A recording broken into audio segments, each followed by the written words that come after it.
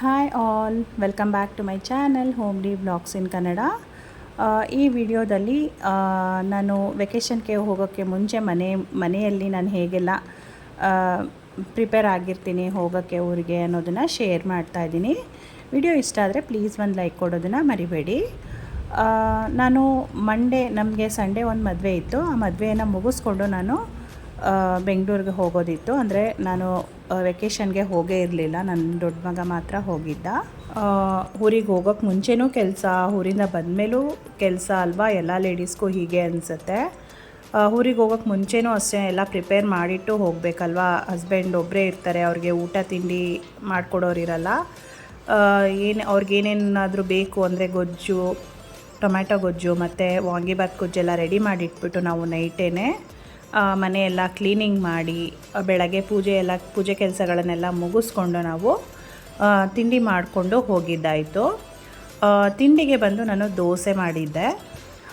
ಅಂದರೆ ದೋಸೆಗೆ ನಾನು ಅವಲಕ್ಕಿನೋ ಹಾಕೋದು ಮರ್ತಿದ್ದೆ ಅನಿಸುತ್ತೆ. ಸರಿಯಾಗಿ ಅಂದರೆ ದೋಸೆ ಕ್ರಿಸ್ಪಿನೆಸ್ಸೇ ಇರಲಿಲ್ಲ, ಬಟ್ ಟೇಸ್ಟ್ ವೈಸ್ ಚೆನ್ನಾಗಿತ್ತು. ಅವಲಕ್ಕಿ ಮತ್ತು ಏನು ಹಾಕೋದು ಮರ್ತೆ ಅನ್ನೋದು ನನಗೆ ಜ್ಞಾಪಕ ಇರಲಿಲ್ಲ. ನೋಡಿ, ಕಲರೂ ಇಲ್ಲ ಮತ್ತು ಕ್ರಿಸ್ಪಿನೆಸ್ಸು ಇರಲಿಲ್ಲ ದೋಸೆ, ಬಟ್ ಟೇಸ್ಟ್ ವೈಸ್ ಚೆನ್ನಾಗಿತ್ತು. ದೋಸೆಗೆ ನಾನು ಈರುಳ್ಳಿ ಚಟ್ನಿನ ಮಾಡಿದ್ದೆ, ಈರುಳ್ಳಿ ಮತ್ತು ಟೊಮ್ಯಾಟೊ ಚಟ್ನಿನ ಮಾಡಿದ್ದೆ. ಮತ್ತು ಊರಿಗೆ ಹೋಗೋ ಹರಿಬರಿಲಿ ನಮ್ಮ ಚಿಕ್ಕವನು ಸರಿಯಾಗಿ ತಿಂದಿರಲಿಲ್ಲ.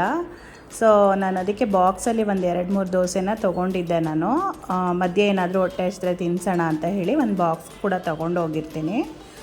ನಾನು ಯಾವಾಗಲೂ ಅಷ್ಟೇ ಟ್ರಾವೆಲ್ ಮಾಡುವಾಗ ಮಕ್ಕಳಿಗೆ ಬಾಕ್ಸಲ್ಲಿ ಫ್ರೂಟ್ಸ್ ಆಗಲಿ ಇಲ್ಲ ಏನಾದರೂ ಈ ಥರ ತಿಂಡಿ ಮಾಡಿದರೆ ಸ್ವಲ್ಪ ಅದನ್ನು ನಾನು ಬಾಕ್ಸಲ್ಲಿ ತೊಗೊಂಡು ಹೋಗ್ತೀನಿ. ಅವ್ರಿಗೇನಾದರೂ ಹೊಟ್ಟೆ ಹಸಿತು ಅಂತ ಅನಿಸಿದ್ರೆ ಅಲ್ಲಿ ಸ್ವಲ್ಪ ಹಾಗೆ ತಿನ್ಸೋಣ ಅಂತ ಹೇಳಿ ನಾನು ಏನಾದರೂ ಆಗಲಿ ಫ್ರೂಟ್ಸು ಅಥವಾ ಸೌತೆಕಾಯಿ ಮತ್ತು ಏನಾದರೂ ಮನೇಲಿ ಏನಾದರೂ ಈ ಥರ ಹೋಗೋ ಟೈಮಲ್ಲಿ ತಿಂಡಿ ರೆಡಿ ಮಾಡಿದರೆ ಅದನ್ನು ಸ್ವಲ್ಪ ಬಾಕ್ಸ್ಗೆ ಹಾಕೊಂಡು ತೊಗೊಂಡು ಹೋಗಿರ್ತೀನಿ. ನಾನು ಅವ್ರಿಗೇನಾದರೂ ಹೊಟ್ಟೆ ಹಸಿ ಅಂತ ಅನಿಸಿದಾಗ ನಾನು ತಿನ್ನಿಸ್ತೀನಿ. ಮತ್ತು ನೋಡಿ, ನೈಟು ಟೊಮೆಟೊ ಗೊಜ್ಜು ಮತ್ತು ರೆಸಿಪಿನೂ ಶೇರ್ ಮಾಡ್ತಾಯಿಲ್ಲ. ಸ್ವಲ್ಪ ಟೊಮೆಟೊ ಗೊಜ್ಜು ಮತ್ತು ವಾಂಗಿಬಾತ್ ಗೊಜ್ಜೆಲ್ಲನೂ ಮಾಡಿಟ್ಟಿದ್ವಿ. ನಮಗೂ ಕೂಡ ಊಟಕ್ಕೆ ನೈಟು ವಾಂಗಿಬಾತೆ ತಿನ್ಕೊಂಡ್ವಿ. ಯಾಕಂದರೆ ಮತ್ತು ಸಾಂಬಾರೆಲ್ಲ ಮಾಡಿದ್ರೆ ಮಿಕ್ಕೋಗುತ್ತಲ್ವ, ಅದಕ್ಕೋಸ್ಕರ ವಾಂಗಿಬಾತನ್ನೇ ಎಲ್ಲರೂ ತಿಂದ್ವಿ. ಕ್ಯಾಪ್ಸಿಕಮ್ ವಾಂಗಿಬಾತ್ ಮಾಡಿದ್ದೆ ನಾನು.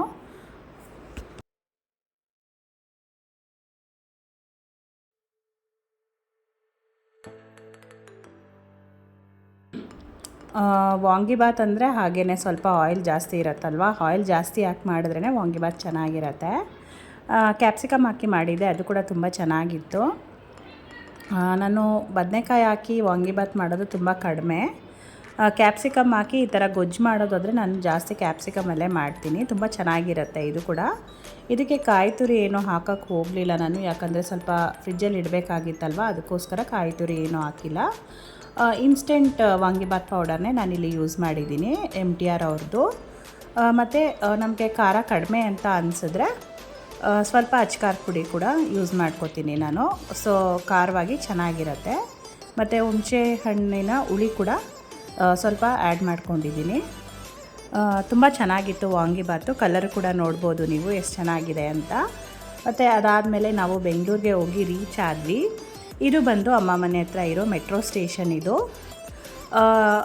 ಈ ಮೆಟ್ರೋ ಸ್ಟೇಷನಲ್ಲಿ ಇವಾಗ ಈ ಥರ ಪ್ಲ್ಯಾಂಟ್ಸ್ ಎಲ್ಲ ಹಾಕಿದ್ದಾರೆ ಅಲ್ಲಿ, ಅದಕ್ಕೆ ಚೆನ್ನಾಗಿತ್ತಲ್ಲ ಅಂತ ಹಾಗೆ ವಿಡಿಯೋ ಮಾಡ್ಕೊಂಡಿದ್ದೀನಿ. ಅಮ್ಮ ಮನೆ ಹತ್ರದಿಂದ ಅಂದರೆ ಇಲ್ಲಿ ಮೆಟ್ರೋ ಸ್ಟೇಷನಿಂದ ಅಮ್ಮ ಮನೆ ಹತ್ರಕ್ಕೆ ವಾಕಬಲ್ ಡಿಸ್ಟೆನ್ಸು, ಬೇಕಿದ್ದರೆ ಆಟೋದಲ್ಲೂ ಕೂಡ ಹೋಗ್ಬೋದು. ಅದಾದಮೇಲೆ ಎಲ್ಲೂ ಹೊರಗಡೆ ಹೋಗೇ ಇರಲಿಲ್ಲ ನಾವು. ಸಂಜೆ ಆದರೆ ಮಳೆ ಸ್ಟಾರ್ಟ್ ಆಗಿಬಿಡ್ತಾಯಿತ್ತು ಬೆಂಗಳೂರಲ್ಲಿ. ಸೊ ಎಲ್ಲೂ ಹೊರಗಡೆ ಹೋಗೇ ಇರಲಿಲ್ಲ ನಾವು. ಸರಿ, ಮಕ್ಕಳನ್ನ ಸೈನ್ಸ್ ಮ್ಯೂಸಿಯಮ್ಗಾದರೂ ಕರ್ಕೊಂಡು ಹೋಗಿ ಬರೋಣ ಅಂತ ಹೇಳಿ ನಾನು, ಅಣ್ಣ, ಅತ್ತಿಗೆ, ಅಪ್ಪ ಎಲ್ಲ ಹೋಗಿದ್ವಿ. ಮಕ್ಕಳು ಎಲ್ಲ ತುಂಬ ಚೆನ್ನಾಗಿತ್ತು. ಈ ಸೈನ್ಸ್ ಮ್ಯೂಸಿಯಮ್ ಬಂದು ನನ್ನ ಸ್ಕೂಲ್ ಡೇಸಲ್ಲೆಲ್ಲ ತುಂಬ ಸರಿ ಹೋಗಿದ್ದೀನಿ ನಾನು. ಅಪ್ಪ ಕೂಡ ಕರ್ಕೊಂಡು ಹೋಗ್ತಾಯಿದ್ರು ನನ್ನ ಅಣ್ಣನೆಲ್ಲ. ತುಂಬ ಚೆನ್ನಾಗಿದೆ. ಇಲ್ಲಿ ನೋಡೋ ಪ್ಲೇಸಸ್ ತುಂಬ ಇದೆ. ಕಬ್ಬನ್ ಪಾರ್ಕ್ ಹತ್ರ ಸೈನ್ಸ್ ಮ್ಯೂಸಿಯಮ್ ಇದೆ, ಮತ್ತು ಪ್ಲಾನೆಟೋರಿಯಮ್ ಇದೆ, ಫಿಶ್ ಅಕ್ವೇರಿಯಮ್ ಇದೆ, ಎಲ್ಲ ಇದೆ. ತುಂಬ ಚೆನ್ನಾಗಿದೆ. ಮಕ್ಕಳಿಗೆ ತೋರಿಸೋವಂಥ ಪ್ಲೇಸಸ್ ತುಂಬ ಚೆನ್ನಾಗಿದೆ. ನಾವು ಫಸ್ಟು ಸೈನ್ಸ್ ಮ್ಯೂಸಿಯಮ್ಗೆ ಹೋಗಿದ್ವಿ. ಇಲ್ಲಿ ಬಂದು ಎಂಟ್ರಿ ಫೀಸ್ ಬಂದು 85 ರುಪೀಸ್ ಒಬ್ಬರಿಗೆ. ತುಂಬ ಚೆನ್ನಾಗಿರುತ್ತೆ ಇಲ್ಲಿ ಒಳಗಡೆ.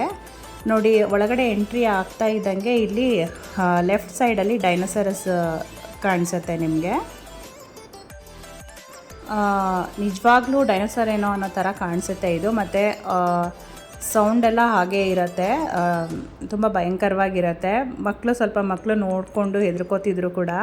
ನಿಜವಾದ ಡೈನೋಸರ್ ಏನೋ ಅನ್ನೋ ಥರನೇ ಇದೆ ಇದು. ನಾವು ಚಿಕ್ಕವರಿದ್ದಾಗಿಂದನೂ ನೋಡಿದ್ದೀವಿ. ಇದು ಹಾಗೆ ಎಷ್ಟು ನೀಟಾಗಿ ಮೇಂಟೈನ್ ಮಾಡಿದ್ದಾರೆ ಮ್ಯೂಸಿಯಮಲ್ಲಿ, ತುಂಬ ಚೆನ್ನಾಗಿದೆ. ಅದಾದಮೇಲೆ ನಾವು ಫಸ್ಟ್ ಫ್ಲೋರ್, ಸೆಕೆಂಡ್ ಫ್ಲೋರ್ ಮತ್ತು ಥರ್ಡ್ ಫ್ಲೋರ್ ಗಂಟನೂ ಇದೆ. ತುಂಬ ಚೆನ್ನಾಗಿದೆ. ಇದನ್ನೆಲ್ಲ ನಾವು ಫುಲ್ ಮ್ಯೂಸಿಯಮ್ ಸುತ್ತಾಡಬೇಕು ಅಂದರೆ 2 to 3 ಅವರ್ಸ್ ಆದರೂ ಆಗುತ್ತೆ. ನನ್ನ ಮಗ ಈಗ ಹೈಸ್ಕೂಲ್ ಅಲ್ವಾ, ಅವನಿಗೆ ಸುಮಾರು ಒಂದು ಲೆಸನ್ ಸೈನ್ಸಲ್ಲಿ ಏನೇನಿತ್ತು ಅದೆಲ್ಲ ಆಲ್ಮೋಸ್ಟ್ ಅಲ್ಲಿ ಇತ್ತು. ಎಲ್ಲ ನಾವು ಎಕ್ಸ್ಪೆರಿಮೆಂಟ್ ಮಾಡಿ ಕೂಡ ನೋಡ್ಬೋದು, ತುಂಬ ಚೆನ್ನಾಗಿದೆ ಅಲ್ಲಿ. ಮತ್ತು ಕ್ವಿಝ್ ಗೇಮ್ ಎಲ್ಲ ಇರುತ್ತೆ. ಕ್ವಿಝ್ ಗೇಮ್ ಎಲ್ಲ ಆಡ್ತಾಯಿದ್ರು, ತುಂಬ ಚೆನ್ನಾಗಿತ್ತು. ಮತ್ತು ನೋಡಿ, ಇದು ಮ್ಯಾಜಿಕ್ ವಾಟರ್ ಅಂತ. ಈ ಟ್ಯಾಪ್ ಎಲ್ಲಿಗೆ ಕನೆಕ್ಟ್ ಆಗಿದೆ ಅನ್ನೋದೇ ಗೊತ್ತಿಲ್ಲ, ಬಟ್ ವಾಟರ್ ಫ್ಲೋ ಆಗ್ತಾ ಇದೆ. ಅದು ಕೂಡ ಚೆನ್ನಾಗಿತ್ತು. ಮತ್ತು ಹೈಸ್ಕೂಲ್ ಮಕ್ಕಳಿಗೆ ತುಂಬ ಯೂಸ್ಫುಲ್ ಇದೆ ಅಂತ ಅನ್ನಿಸ್ತು ನನಗೆ. ಯಾಕಂದರೆ ಎಕ್ಸ್ಪಿರಿಮೆಂಟ್ ಮಾಡಿ ಕೂಡ ನೋಡ್ಬೋದು ಅಲ್ಲಿ. ಈ ಮೆಕ್ಯಾನಿಸಮ್ಮು ಅದೆಲ್ಲ ಹೇಗೆ ಕೆಲಸ ಮಾಡತ್ತೆ ಅನ್ನೋದನ್ನೆಲ್ಲ ಎಕ್ಸ್ಪಿರಿಮೆಂಟ್ ಮಾಡಿ ಕೂಡ ನೋಡ್ಬೋದು. ತುಂಬ ಇನ್ಫಾರ್ಮೇಷನ್ಸ್ ಸಿಗುತ್ತೆ ಮಕ್ಕಳಿಗೆ ಅಂತ ಅನ್ನಿಸ್ತು ನನಗೆ. ನೋಡಿ, ಇದು ಬಂದು ಕ್ವಿಝ್ ಗೇಮ್. ಇದು ಸೈನ್ಸ್ ಬಗ್ಗೆ, ಬಯಾಲಜಿ, ಕೆಮಿಸ್ಟ್ರಿ, ಫಿಸಿಕ್ಸ್ ಬಗ್ಗೆ ಎಲ್ಲ ಇಲ್ಲಿ ಕ್ವಶನ್ಸ್ ಇರುತ್ತೆ. ಯಾವುದಾದ್ರೂ ಆಪ್ಷನ್ನ ನಾವು ಇಲ್ಲಿ ಕರೆಕ್ಟ್ ಆಪ್ಷನ್ನ ನಾವಲ್ಲಿ ABCD ಅಂತ ಕೊಟ್ಟಿರ್ತಾರೆ, ಅಲ್ಲಿ ಕ್ಲಿಕ್ ಮಾಡಬೇಕು ನಾವು. ಮತ್ತು ಸುಮಾರು ಹೊತ್ತು ನಾನು ಜಾಸ್ತಿ ವೀಡಿಯೋ ಮಾಡೋಕ್ಕಾಗಲಿಲ್ಲ ಅಲ್ಲಿ. ಅದಾದಮೇಲೆ ನಾವು ಕಬ್ಬನ್ ಪಾರ್ಕ್ಗೆ ಬಂದ್ವಿ. ಕಬ್ಬನ್ ಪಾರ್ಕ್ ಓಡಾಡಬೇಕು ಅಂದರೆ ಅಲ್ಲೂ ಅಷ್ಟೇ ತುಂಬ ದೊಡ್ಡದು ಕಬ್ಬನ್ ಪಾರ್ಕು. 2 ಅವರ್ಸ್ ಆದರೂ ಬೇಕಾಗತ್ತೆ. ಅಲ್ಲಿ ಬಾಲಭವನ್ ಅಂತ ಇದೆ ಎಂಟ್ರೆನ್ಸಲ್ಲೇ. ಅಲ್ಲೇ ನಾವು ಮಕ್ಕಳಿಗೆ ಗೇಮ್ಸ್ ಎಲ್ಲ ಇತ್ತು ಆಟಾಡಿಸ್ಲಿಕ್ಕೆ. ಅಲ್ಲೇ ಸಾಕು ಅಂತ ಹೇಳಿ ಮಕ್ಕಳಿಗೆ ಅಲ್ಲೆಲ್ಲ ಗೇಮೆಲ್ಲ ಆಡಿಸ್ಬಿಟ್ಟು ನಾವು ಬಂದ್ವಿ. ನಾವು ತುಂಬ ಚೆನ್ನಾಗಿದೆ ಕಬ್ಬನ್ ಪಾರ್ಕಲ್ಲಿ. ನೋಡೋ ಅಂಥದ್ದು ಅಂದರೆ ಏನೂ ಇಲ್ಲ, ಬಟ್ ಈ ಬಾಲಭವನ್ ಚಿಕ್ಕ ಮಕ್ಕಳಿಗೆ ಆಟಾಡ್ಸೋಕ್ಕೆ ಚೆನ್ನಾಗಿದೆ ಅಂತ ಹೇಳ್ಬೋದು. ಸುತ್ತಮುತ್ತ ಸುಮಾರಿದೆ. ಪ್ಲಾನಿಟೋರಿಯಮ್ ಇದೆ. ಪ್ಲಾನಿಟೋರಿಯಮ್ಗೆಲ್ಲ ಹೋಗೋಕ್ಕಾಗಲಿಲ್ಲ, ಅಲ್ಲೂ ಕೂಡ ಲೇಟ್ ಆಗಿಬಿಡತ್ತೆ. ಸೊ ಅಲ್ಲಿಗೆಲ್ಲ ಹೋಗೋಕ್ಕಾಗಲಿಲ್ಲ. ಇನ್ನೊಂದು ಸರಿ ಯಾವಾಗಾದರೂ ಹೋದಾಗ ವೀಡಿಯೋ ಮಾಡ್ಕೊಂಡು ಬರ್ತೀನಿ ನಾನು. ವೀಕೆಂಡಲ್ಲಿ ಸ್ವಲ್ಪ ಕ್ರೌಡ್ ಇರುತ್ತೆ ಇಲ್ಲೆಲ್ಲ. ಮತ್ತು ಮಕ್ಕಳಿಗೆಲ್ಲ ರಜೆ ಇದ್ದಾಗ ತುಂಬ ಕ್ರೌಡ್ ಇರುತ್ತೆ ಅಂತಲೇ ಹೇಳ್ಬೋದು. ಚೆನ್ನಾಗಿದೆ ಬೆಂಗಳೂರಲ್ಲಿ ಇದು ಕಬ್ಬನ್ ಪಾರ್ಕ್. ಮತ್ತು ಕಬ್ಬನ್ ಪಾರ್ಕ್ ಸುತ್ತಮುತ್ತ ಒಳ್ಳೊಳ್ಳೆ ಪ್ಲೇಸಸ್ ಇದೆ. ನೀವು ಅಷ್ಟೇ ಬೆಂಗಳೂರಿಗೆ ಹೋದಾಗ ಇಲ್ಲಿಗೆಲ್ಲ ವಿಸಿಟ್ ಮಾಡಿ, ಚೆನ್ನಾಗಿದೆ. ಮತ್ತು ಇದು ಬಂದು ಅಮ್ಮ ಮನೆಯಲ್ಲಿ ಫ್ರೈಡೇ ಪೂಜೆ ಹೀಗೆ ಮಾಡಿದ್ವಿ ನಾವು. ಅಂದರೆ ಬೆಳಗ್ಗೆನೇ ಪೂಜೆ ಎಲ್ಲ ಮುಗಿಸ್ಕೊಂಡು ಅಲ್ಲಿ ಮಹೇಶ್ವರಮ್ಮ ಟೆಂಪಲ್ ಇದೆ ಅಮ್ಮ ಮನೆ ಹತ್ರನೇ, ವಾಕಬಲ್ ಡಿಸ್ಟೆನ್ಸು. ನಾನು ಬೆಂಗಳೂರಿಗೆ ಹೋದಾಗೆಲ್ಲ ಆ ದೇವಸ್ಥಾನಕ್ಕೆ ಹೋಗ್ತೀನಿ. ಅಮ್ಮ ಅಂತೂ ವಾರ ಮಿಸ್ ಮಾಡಲ್ಲ, ಹೋಗ್ತಾ ಇರ್ತಾರೆ. ಮಹೇಶ್ವರಮ್ಮ ಟೆಂಪಲು ಒಳಗಡೆ ದೇವರು ತುಂಬ ಚೆನ್ನಾಗಿದೆ. ನಾನು ವೀಡಿಯೋ ಏನೂ ಮಾಡೋಕ್ಕೆ ಹೋಗಲಿಲ್ಲ. ಟೆಂಪಲ್ಗೂ ಕೂಡ ಹೋಗಿದ್ವಿ. ಇದು ಬಂದು ನನ್ನ ಮದುವೆಗೆ ಮುಂಚೆ ತುಂಬ ಚಿಕ್ಕ ದೇವಸ್ಥಾನ ಆಯಿತು. ಈಗ ತುಂಬ ಚೆನ್ನಾಗಿ ಇಂಪ್ರೂವ್ ಮಾಡಿದ್ದಾರೆ. ಅದಾದಮೇಲೆ ಹಬ್ಬಿ ಕೂಡ ಬಂದರು. ಅಕ್ಷಯ ತೃತೀಯ ದಿನ ಹಬ್ಬಿ ಕೂಡ ಬಂದರು. ಅದಕ್ಕೆ ಅವರು ನಾನ್ ವೆಜ್ ಏನೋ ತಿನ್ನಲ್ಲ ಅಂತ ಹೇಳಿ ಅಮ್ಮ ವಡೆ, ಪಾಯಸ ಮತ್ತು ಕಾಳು ಸಾಂಬಾರೆಲ್ಲನೂ ಮಾಡಿದರು. ತುಂಬ ಚೆನ್ನಾಗಿ ಮಾಡಿದರು. ವಿಡಿಯೋ ಇಷ್ಟ ಆದರೆ ಲೈಕ್ ಮಾಡಿ, ಶೇರ್ ಮಾಡಿ, ಕಮೆಂಟ್ ಮಾಡಿ. ಇನ್ನೂ ಸಬ್ಸ್ಕ್ರೈಬ್ ಆಗಿಲ್ಲ ಅಂದರೆ ಪ್ಲೀಸ್ ಸಬ್ಸ್ಕ್ರೈಬ್ ಮಾಡ್ಕೊಂಡು ನೋಡಿ. Thank you for watching.